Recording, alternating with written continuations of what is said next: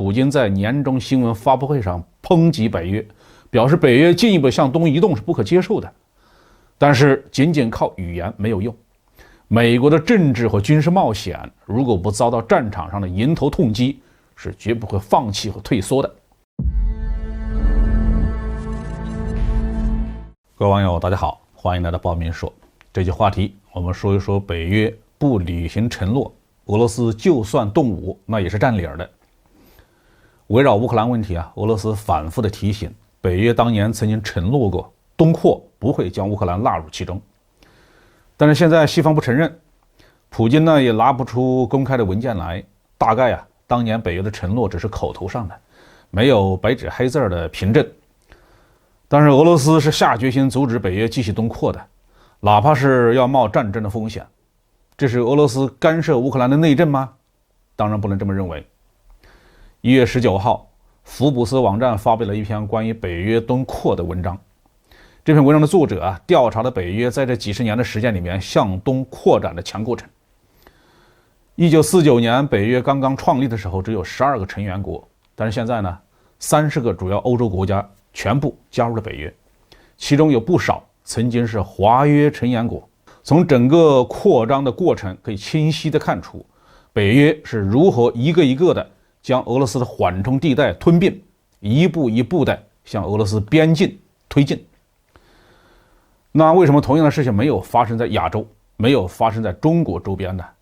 这就与新中国的应对策略有直接关系了。新中国成立以后立足未稳美国就发动了朝鲜战争。如果新中国不及时的做出反应，或者是输掉了这场战争，那美国的军事机器现在一定会部署在鸭绿江边，和中国的边境只隔着几十米的江水了。中国人民付出了极其惨烈的代价，才赢得了朝鲜战争，所换来的就是美国在亚洲的军事力量没有能够从38度线再往北扩张一步。当然了，美国是不会那么容易就放弃的。到了上个世纪60年代，美国又接替法国进入了越南。同样的，如果美国在越南取胜，那么它的军事机器还是可以部署在中国的对面，仅仅隔着一条红河。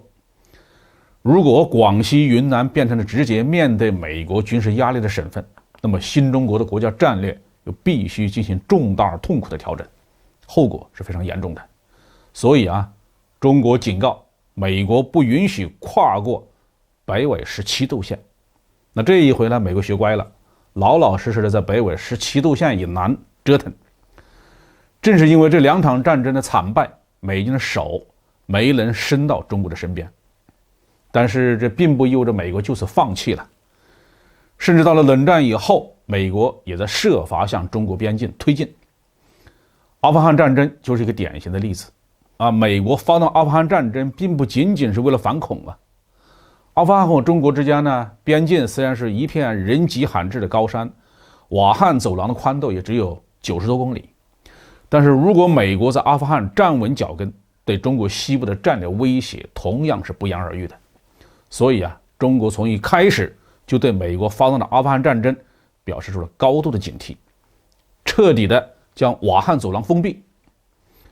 美军呢也非常的不争气，用了整整20年的时间都没能征服这个山地国家，也没能建立起一个对美国言听计从的稳定的傀儡政权，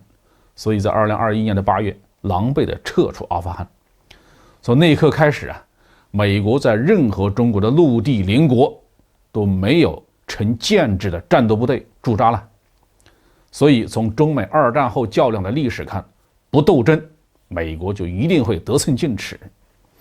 现在俄罗斯担心美国插入乌克兰是完全有道理的。2021年的12月，普京在年终新闻发布会上抨击北约，表示北约进一步向东移动是不可接受的。但是仅仅靠语言没有用，美国的政治和军事冒险如果不遭到战场上的迎头痛击，是绝不会放弃和退缩的。打赢美国一次，至少可以为自己在某一个战略方向上争取几十年的和平。对于乌克兰呢，普京如果最后选择战争，那是完全正确的。美国就是个吃硬不吃软的机会主义者，如果伸手必被捉，他也会选择袖手旁观的。好，这句话就说到这里。